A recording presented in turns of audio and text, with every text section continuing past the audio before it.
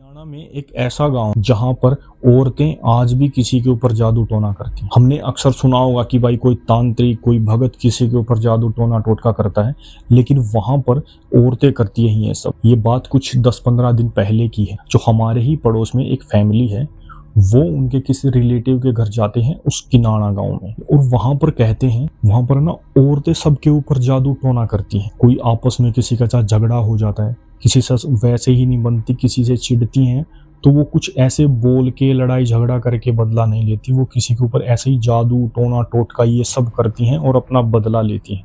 और उनके हकीकत है ये चीज़, क्योंकि वहाँ पर रहने वाली ही एक फैमिली ने ही ये बात हमें बताई है। जो हमारे गांव में हमारे पड़ोस में से जाती है वो फैमिली, उनके कोई रिलेटिव थे उसी गांव में, तो वो छुट्टियाँ पड़ी हुई थी स्कूल की, वहाँ पर गए कुछ ऐसे ही 10-15 दिन रुकने के लिए। तो वहाँ पर जाते हैं और वहाँ पर जाने के बाद कुछ ऐसे ही घूमते फिरते हैं। जो जहाँ पर गए थे ना, जो जिनके घर पे गए थे, वो उन्हें पहले ही बोल देते हैं कि यहाँ पर कोई भी औरत हो तुम्हें कुछ भी दे तो वो सब लेना नहीं है, क्योंकि हमारे गांव में ऐसा ही है, टोना टोटका कुछ ज़्यादा ही चला हुआ है और यहाँ पे कोई भी किसी के ऊपर भी कर देता है। तो उन्होंने ये चीज़ सुन ली और अपने बच्चों को भी यही समझा दिया कि किसी से कुछ लेना नहीं है। तो ऐसे ही वो रहे वहाँ पर, और आते वक्त वहीं से एक औरत निकल के आती उनके पड़ोस से ही, और वो उस औरत को 10 रुपये देती है। जैसे भाई जाते वक्त देते हैं ना, 10 रुपये देते हैं, 100 रुपये 50 रुपये देते हैं, तो वैसे ही वो 10 रुपये दे रही थी। और जैसे ही उसने 10 रुपये लिए, उसके साथ वहीं से अजीब होने लग गया, इतना अजीब कि वो आज भी उस चीज़ से डरी हुई है।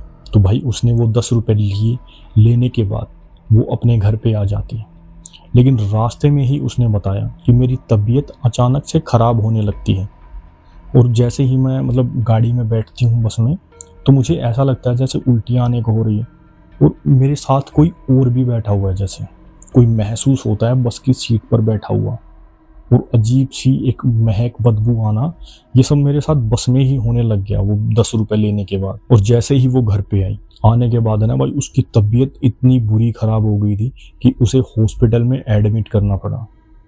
और कुछ नहीं, डॉक्टर्स देखते, रिपोर्ट वगैरह देखते, सब कुछ नॉर्मल था, कोई दिक्कत नहीं, कोई बीमारी नहीं, फिर भी एक कुछ अजीब सी घबराहट बनी रहती, और उसे महसूस होता कि हाँ मेरे आसपास कोई है, और अजीब सी एक गंदी सी बदबू आना।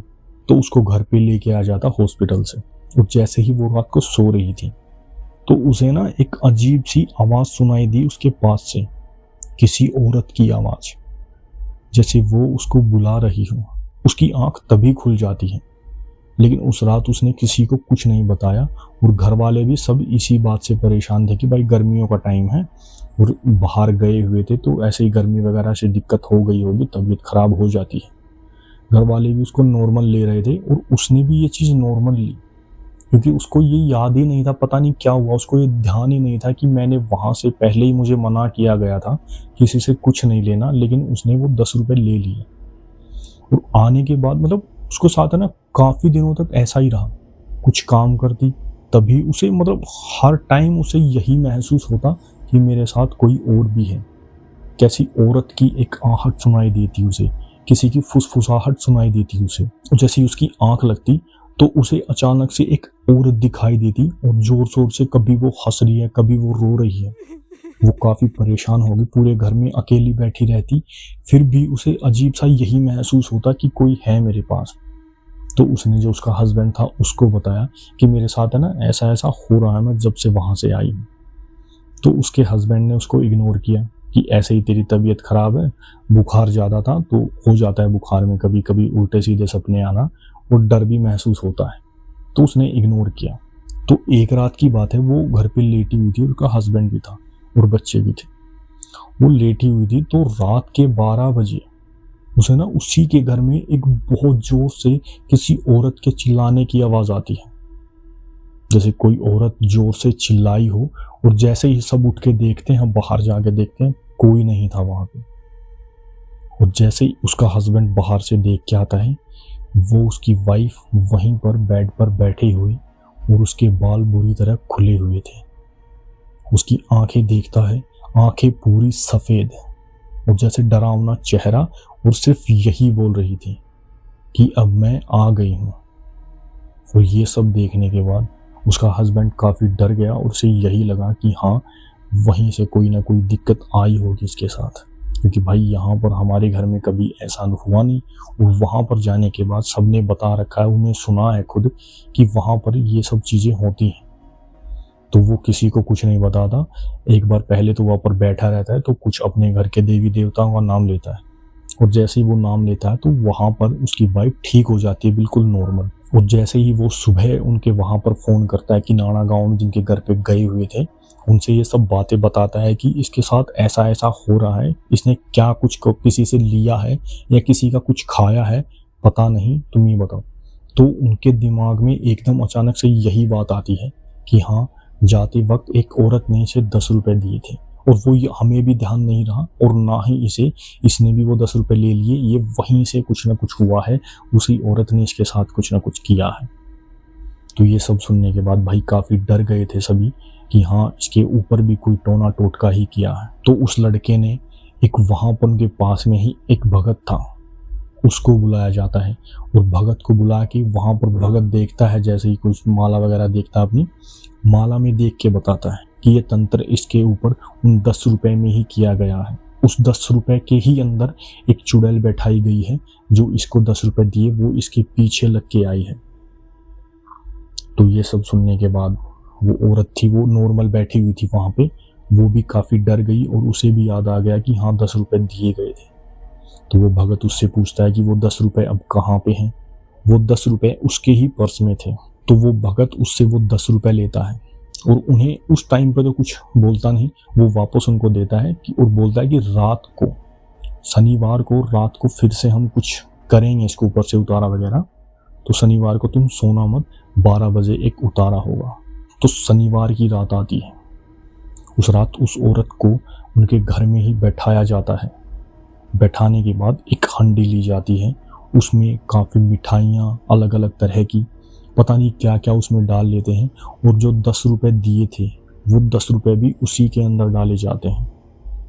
और जैसे ही उसके सामने रखा जाता है उन सब चीज़ों को, उस औरत में वही आत्मा आ जाती है एकदम से। उसके बाल खुल जाते हैं, उसकी आंखें वैसे ही पूरी सफ़ेद, और यही बोलती है कि मुझे इतनी जल्दी क्यों भगा रहे हो, मैं अभी तो आई हूँ। तो उससे यही पूछते हैं, वो भगत बैठा हुआ था, कि तू क्यों आई है और तुझे क्यों भेजा है। तो उसने बताया कि ये वहाँ पर गई हुई थी और मुझे तो कुछ बोला नहीं, बस 10 रुपए में बैठा के इनके साथ भेज दिया और मैं आ गई। और मुझे यही बोला गया था कि घर पे जाने के बाद इनको इतना परेशान कर कि इन्हें पछतावा हो इस गांव में आने का। उस गांव में कोई भी नया मेहमान आता है उसके साथ ऐसा ही किया जाता है। तो ये सब सुनने के बाद वो जो भगत था उसको उसी 10 रुपए में वापस उतारता है अपने मंत्रों से। उस 10 रुपए को उस हंडी में रखता है और एक ढक्कन होता है, उसको बंद करके उसके ऊपर लाल कपड़ा बांध देता है। और अचानक से ना वो हंडी जोर जोर से हिल रही थी। रात के ठीक 12 बजे उस हंडी को शमशान घाट लेके जाया जाता है। वहां पर ले जाने के बाद वो हंडी जोर जोर से हिल रही है, जैसे कोई उसके अंदर बैठा हुआ और जोर जोर से बाहर निकलने की कोशिश कर रहा था। तो भगत जो लड़का था, उसका हस्बैंड, उसको शमशान घाट लेके जाते हैं। वहां पर ले जाने के बाद एक खड्डा खोदा जाता है, उस हंडी को वहीं पर गाड़ दिया जाता है।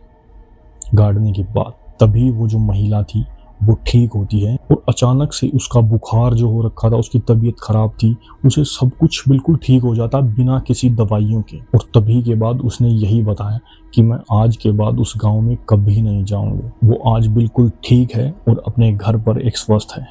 तो गाइज, ये भी एक जादू टोना टोटका होता है कि कोई भी किसी चीज के ऊपर भी टोटका कर सकता है। और मैं इसी के बारे में एक और बात है, एक पूरी स्टोरी है, वो मैं आपको नेक्स्ट वीडियो में ज़रूर बताऊंगा। तो कल फिर मिलते हैं एक नई कहानी के साथ। कहानी आपको कैसी लगी कमेंट में ज़रूर बताना। हमारे चैनल को सब्सक्राइब करो, वीडियो को लाइक करो। कल फिर मिलते हैं एक नई कहानी के साथ। जय माता दी।